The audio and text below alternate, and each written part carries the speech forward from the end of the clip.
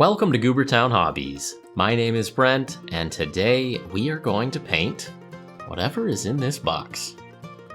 So this is the Heroines Box from Asset Drop. I'm told that there's a mini, some hobby supplies, and some instructions in here. Asset Drop sent me this box to review. I don't really do reviews here on Goobertown Hobbies, but I certainly do like painting challenges and mystery boxes, so here we are. Let's see what we're dealing with today. There was an instructions manual with some pictures of tentacles, that's always interesting, and some basing supplies. Colored lichen that looks like coral, some sand with a bit of colored glass in it, some big beefy rocks, and then a big laser cut MDF base. Next up, a trio of Army Painter paint bottles, some aquas and turquoise for those tentacles. We've got a bit of British candy, that's for me. And the mini, Dark Sword Miniatures. Let's check this out. Well, it turns out that it's a highly detailed metal ocean lady. Her name is Marike, Guardian of the Sea. This is sculpted by Jeff Grace, and the model is the namesake of the painter Marike Raymer. I didn't recognize the mini as bare metal in my hand, but when I looked it up online, I actually recognized several of the images of painted minis. This sculpt has gotten some serious attention from some very talented painters. With any type of subscription box, it's reasonable to be suspicious that you might be getting a box of junk from the bargain bin. In this case though, I think we did get a really cool mini, and it's absolutely worth our time to paint it up. There are some really inspiring source images out there of this lady, so I'm pumped. As for the rest of the stuff in the box, those basing supplies could be a good start for something cool. And for the paint, well, those three are nice tropical aquatic colors. None of those three are in the Army Painter Mega Paint Set box that a lot of people have. So, for most people, these will be fun new colors. As a bit of a bummer for me personally, a few years ago I bought the complete Army Painter box, and I do already have these colors. Oh well, it looks like I'll be passing them along to a friend. Anyway, let's get painting. I started off with a black and white zenithal prime job. Black primer first, and then a spritz of white from above. In my case, I used white acrylic artist ink through my airbrush. That gives some nice, smooth transitions. I certainly could have just used black and white spray cans for this instead though. The written tutorial in this box is for the tentacles, and it starts with a mid-tone of royal cloak teal. So that was the first color I decided to paint on the model. I'm going to follow that tentacles tutorial and see how it goes, but I wanted to get a base coat of all the other colors down first. I'm starting with some of the easier choices, and we'll see if that helps me to pick out the other colors. Aqua tentacles, brown wooden chest, brown undercoat for the gold, Caucasian flesh tone. She didn't need to be Caucasian, but she is. Then we've got this cute little shark here. He gets to be blue-gray. In later steps, I'll try to give him a lighter underbelly and a darker back. One of the awesome things about tropical reef environments is that almost any color is fair game. As painters, this gives us so many choices of colors, and that freedom is both exciting and intimidating. I finally was ready to make a hard choice and give her red plate armor. Since we're in the ocean, I don't want to use much iron or steel or silver since those will all oxidize. Almost any other color is a reasonable option though. I felt like I hadn't done a ton of red recently on the channel, so I made the call and slapped that down. For the scales of her under armor, I chose dark green. I was thinking that I might layer both of the green scale armor and the red plate armor up towards yellow highlights and get a bit of a unity in her garb that way.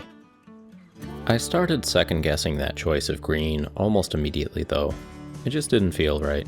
For one thing, this red and green is falling dangerously close to the danger zone that is Christmas time spirit.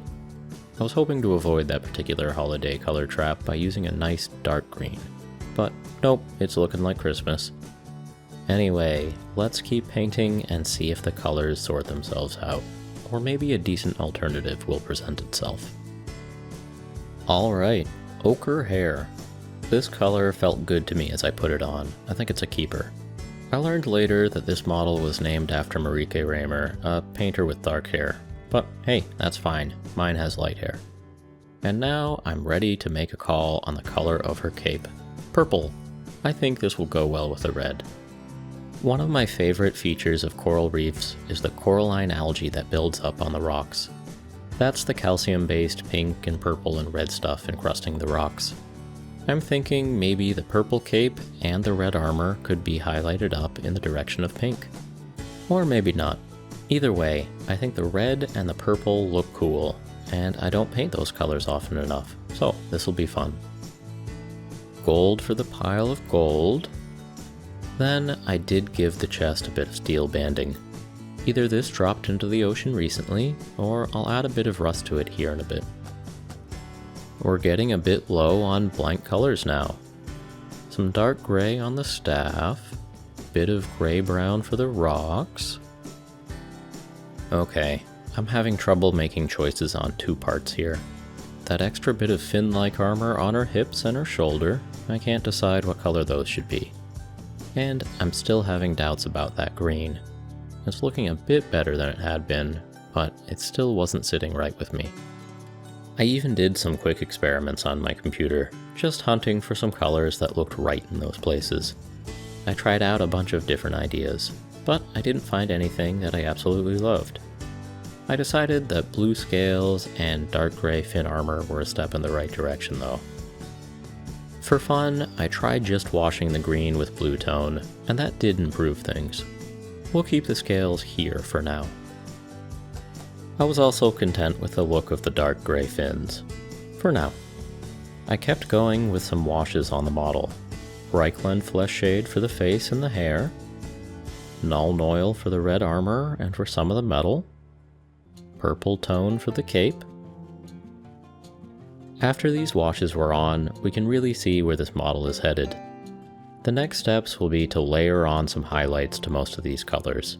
It's also about time to try out that tentacles tutorial. But first, let's take a little break from the mini and start working on the base. Doing these things a bit in parallel should make sure that they match up and look nice together.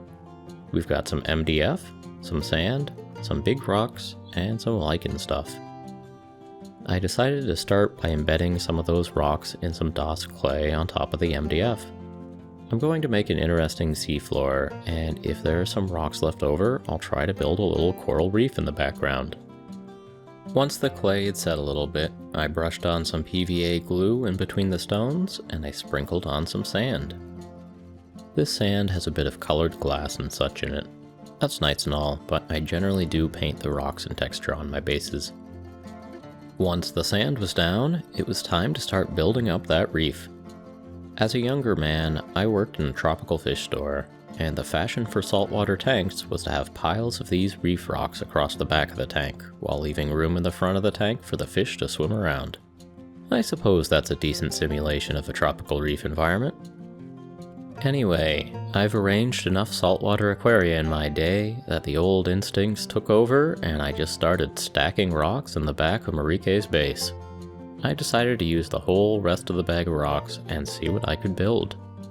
Luckily, I ran out of rocks before I built anything too silly looking. With the rock work done, it's time to get this primed. Leaving these rocks in their natural color is an option, but rocks normally do look so much better with a coat of paint on them. Just to document the path not chosen though, I did tastefully spread some of that coral colored lichen around. Okay, that's nice, but let's get it painted. I primed dark brown, and then I dry brushed on a couple of shades of lighter brown and tan. I really do love the coralline algae that grows in tropical reefs and other ocean environments. Rocks get encrusted with awesome shades of red and purple and pink. So I got out some red and purple and pink and started to dab that onto the rocks. I left the sand tan, that's constantly blowing around the ocean floor. But the rocks that get 12 plus hours of sunlight per day, those definitely get encrusted with this beautiful coralline algae. Once I have the mini done and mounted onto the base, then I'll put on some more seashells and coral and other life. For now though, let's switch back to the figure and get some coralline algae onto her rocks. Okay, it's time for that tentacles tutorial. The Asset Drop Box had 3 shades of turquoise or aqua and a little pamphlet. The pamphlet has step-by-step instructions on how to mix a palette of highlights and shades ranging from white to toxic mist to royal cloak to hydro turquoise to black. The instructions walked me through layering up some highlights and then adding in some shadows. The tutorial covered how to paint the suction cups and how to add patterns to the tentacle skin. In most aspects of life, when I'm given an instruction booklet, I ignore it and I just do what feels right. In this case though, the instruction booklet is a central component of the Asset Drop Box, and it's intended to be part of the experience. When I play Goobertown Roulette, I roll a dice to make a few color choices on a project. For this Asset Drop Box, they're telling me to make aqua-colored tentacles, so that's what I'm gonna do. I'll admit, as I was working through the tutorial, I did come to appreciate the design of this box. For one element of the project, they supply the materials and in-depth instructions on how to paint the tentacles. For the base, they give you some useful supplies, but no instructions. It's up to you to be creative and to use those materials in a fun way. And for everything else on the mini, you're on your own. Put another way, it comes with a bit of concentrated instruction, a bit of guided discovery, and a whole lot of room to be creative and to make the model yours. The technique of layering that's explicitly taught with the tentacles tutorial can be extrapolated out to all the other colors on the model if you want to.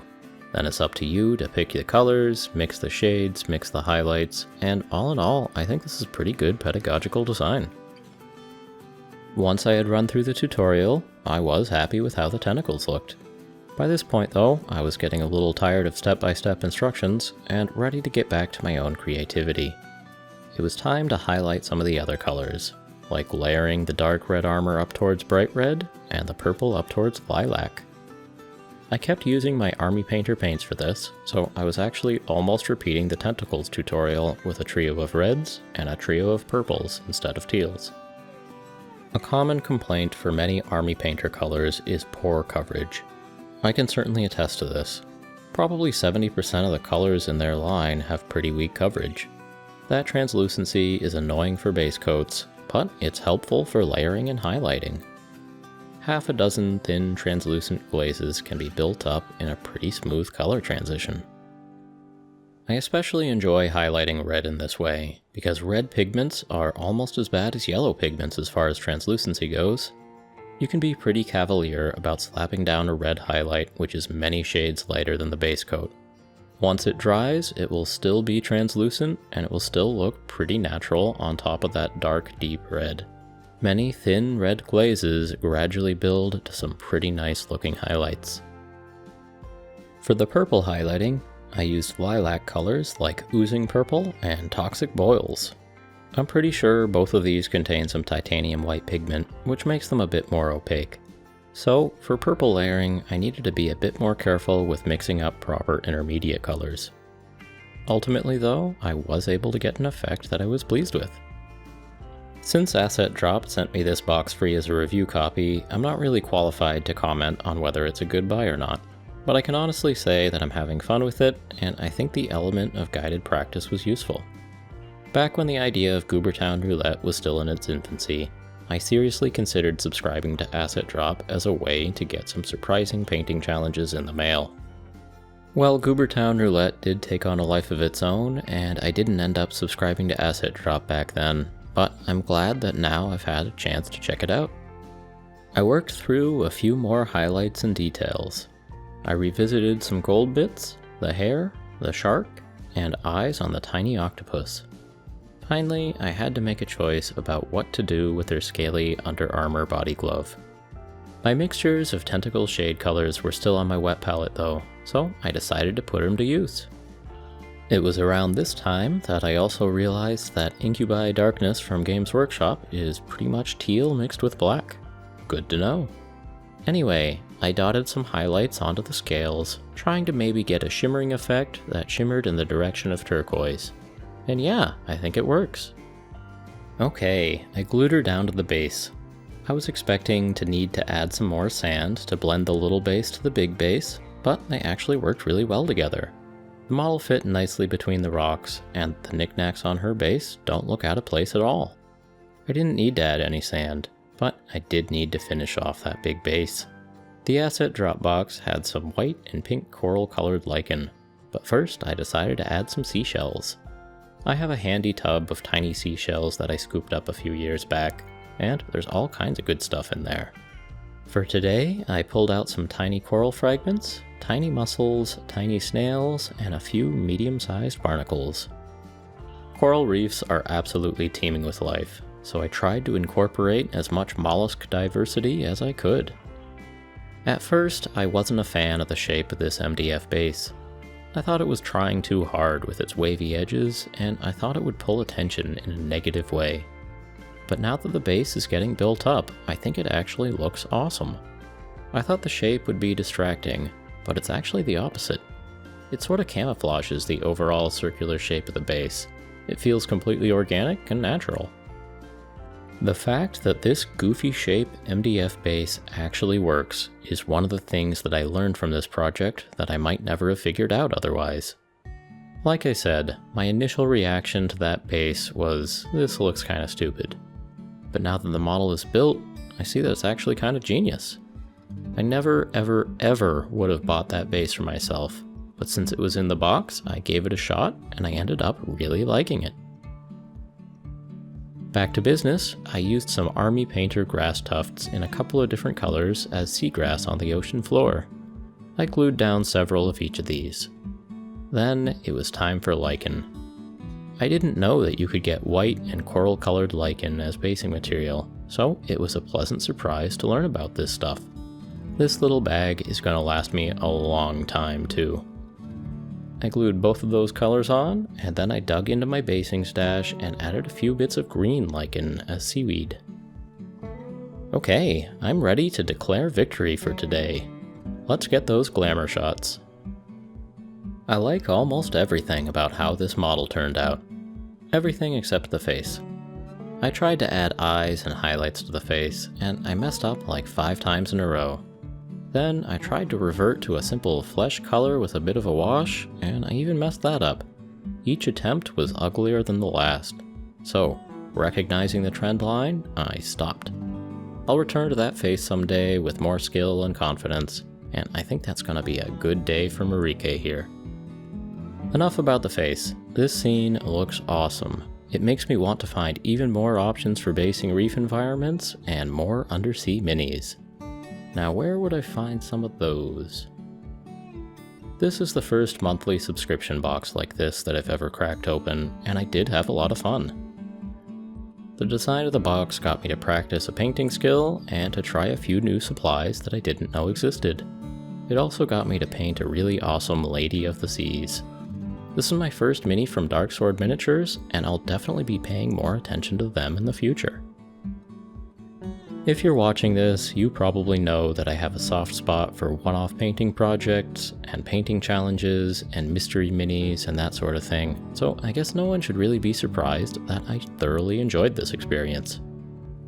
Like I said earlier, I thought the design for the prompt of this project was quite clever. It had a focus tutorial on those tentacles, some broad suggestions in terms of basing materials, and then, with those starting points, the rest was up to me. I was able to find some good inspiration from my days of selling tropical fish, and I'm really happy with how this all came together.